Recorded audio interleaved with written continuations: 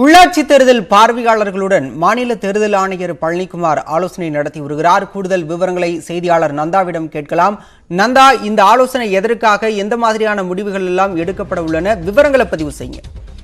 பாலா, தமிழகத்தில் உள்ளாட்சி தேர்தலுக்கான தேதி அறிவிக்கப்பட்டவுடன் தேர்தல் களம் சூடுபிடிக்க தொடங்கியிருக்கிறது. தொடர்ச்சியாக சென்னைக்கு 3 தேர்தல் பார்வையாளர்கள், மாவட்டங்களுக்கு தலா ஒரு மாவட்டத்திற்கு ஒரு பார்வையாளர் வீதம் நியமிக்கப்பட்டிருக்கிறார்கள். ஏற்கனவே தேர்தல் ஆணையம் தேதியை வெளியிட்ட போது இது தொடர்பான விவரங்கள் அளித்திருந்தாலும் கூட அந்த அதிகாரிகள் யார் என்பது தொடர்பான அதிகாரப்பூர்வ அறிவிப்பு தற்போது வரை வெளியாகவில்லை. இந்த ஆலோசனை கூட்டத்திற்கு பிறகு எந்தெந்த மாவட்டத்திற்கு யார் யார் தேர்தல் பார்வையாளர்களாக நியமிக்கப்படுகிறார்கள், சென்னைக்கு நியமிக்கப்படக்கூடிய அந்த 3 பார்வையாளர்கள் யார் என்பது தொடர்பான அதிகாரப்பூர்வ அறிவிப்பு வெளியாகும். அதே போல இன்று முதல் தேர்தலுக்கான அந்த வேட்புமனு தாக்கல் தொடங்கி இருக்கிறது. தொடர்ச்சியாக தமிழகத்தில் மாவட்ட தேர்தல் நடத்தும் அலுவலர்களோடு தொடர்ச்சியாக மாநில தேர்தல் ஆணையர் பழனிக்குமார் தொடர்ச்சியாக காலை முதல் இணைப்பிலிருந்து எந்தெந்த மாவட்டங்களில் எது போன்ற விஷயங்கள் கையாளப்படுகிறது, இதுவரை எத்தனை சதவீதம் தேர்தல் வேட்புமனுக்கள் விநியோகம் செய்யப்பட்டிருக்கிறது, எத்தனை பேர் பூர்த்தி செய்யப்பட்ட படிவத்தை வழங்கியிருக்கிறார்கள் என்பது தொடர்பான விவரங்களை கேட்டறிந்து வருகிறார். இந்த நிலையில கோயம்பேட்டில்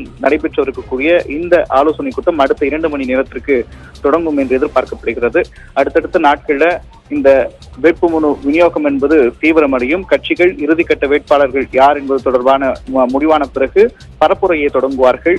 வெற்றிகரமாக இந்த தேர்தலை நடத்துவதற்கு என்னென்ன வழிமுறைகளை கடைபிடிக்க வேண்டும் என்பது தொடர்பாக ஆலோசனை வழங்கப்பட்டு வருகிறது. பாலா, விவரங்களுக்கு நன்றி நந்தா.